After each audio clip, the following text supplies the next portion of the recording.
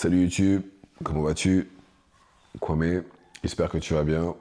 Peu importe l'heure et l'endroit où tu regardes cette vidéo, sois le bienvenu.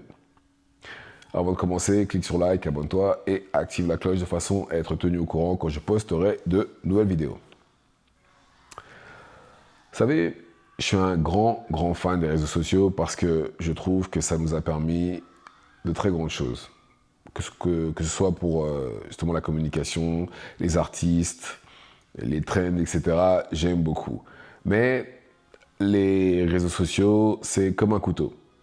Ça peut être là pour faire le bien, comme couper la viande, ou faire du mal, arrêter la vie de quelqu'un, si vous voyez ce que je veux dire. Et il y a des choses, en fait, comme j'ai dit, hein, qui sont très bien, mais il y a des méfaits. Et il y a des choses qu'on a normalisées qui n'auraient jamais dû être normalisées. Comme par exemple, les gens qui pleurent devant la caméra.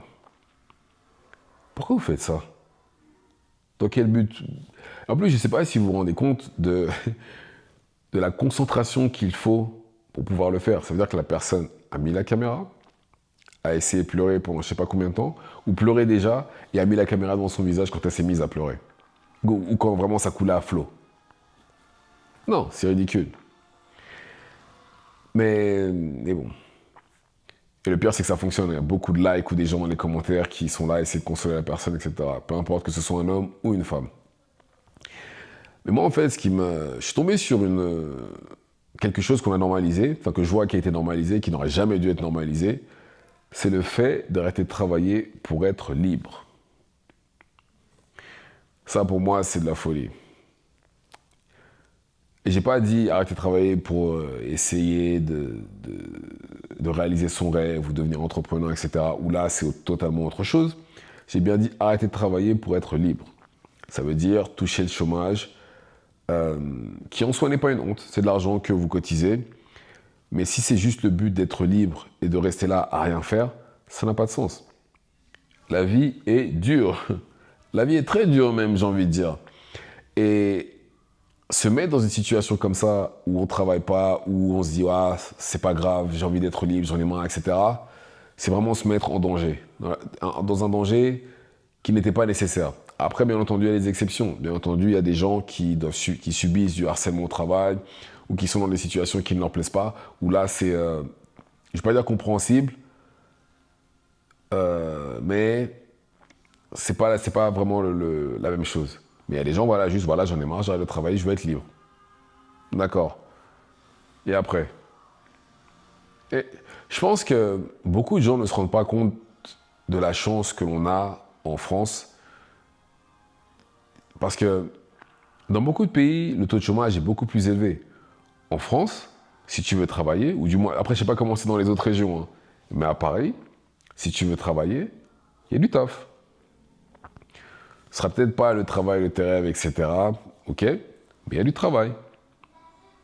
Il y a du taf. Si tu veux travailler, tu vas pas galérer, ou du moins pas trop longtemps. Et je pense que beaucoup de gens ne se rendent pas compte de cette chance-là qu'on a ici.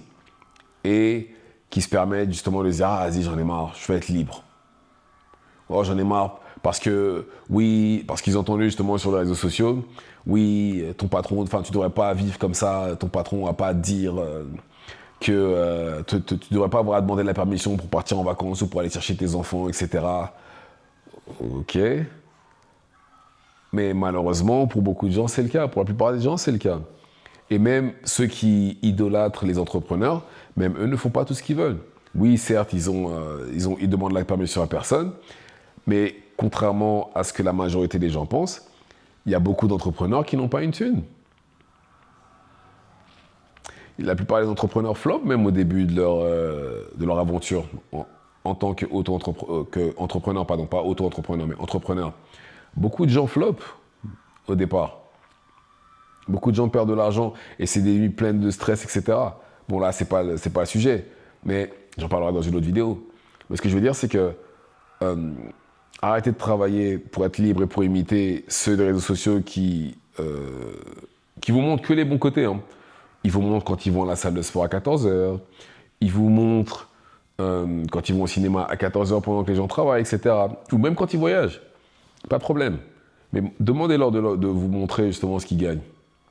Parce que bizarrement, c'est jamais ceux qui ont enfin, après, il y a des exceptions, bien entendu, mais dans la plupart des cas, c'est pas ceux qui gagnent, qui avaient des emplois bien payés qui font ça.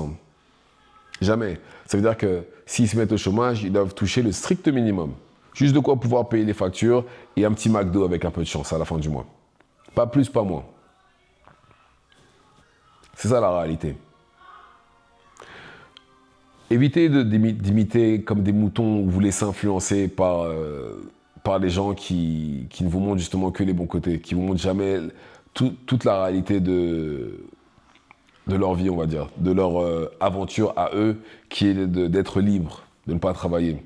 Et le chômage, c'est pas infini non plus. Je peux comprendre, hein, comme j'ai dit, tout ce qui est burn-out, toutes ces choses-là. Il y en a qui subissent du harcèlement au travail, je comprends. Si c'est votre cas, partez. Partez ou même pas, ou profitez du système. Mettez vos arrêt maladie. Mettez vos arrêt maladie, profitez du système. C'est pas normal que vous soyez dans un endroit où vous dépassez les 90% de votre semaine et que vous soyez sans cesse harcelé, ou que vous ayez une pression constante. C'est pas normal. Si c'est votre cas, profitez du système, ou même pas profitez du système. Allez voir le médecin, mettez vos arrêt maladie. Mais pour ceux qui disent oui, je veux juste être libre parce qu'ils ont vu quelqu'un enfin, ils ont été influencés par des personnes sur Internet, remettez-vous en question. Après, si vous avez les économies pour pouvoir assumer, etc., faites-le. Mais sinon, je ne le conseillerais pas. Vraiment pas. C'est vraiment pas une bonne idée. Ou du moins pas trop longtemps. Parce que, ok, vous allez être libre, vous allez gagner le strict minimum, mais après vous allez être libre après. Ça ne durera pas 100 ans, hein. Croyez-moi. Et même là, ils sont en train même de resserrer par rapport au chômage. C'est pas, à la base, quand vous aviez, je sais pas, des années de travail, c'était 2 ans de chômage. C'est passé à 1 an et demi. Et ça, à mon avis, ça va passer à 1 an très bientôt. Ça ne durera pas indéfiniment, ces choses-là.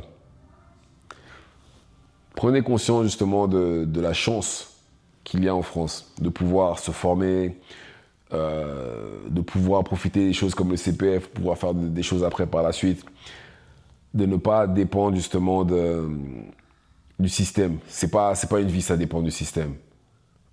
Vraiment pas. Et si vraiment ça va pas, comme j'ai dit, allez chez le médecin. Personne ne mérite de se faire harceler. Personne.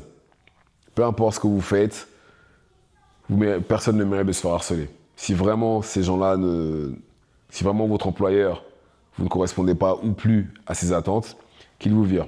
C'est mieux. Donc voilà.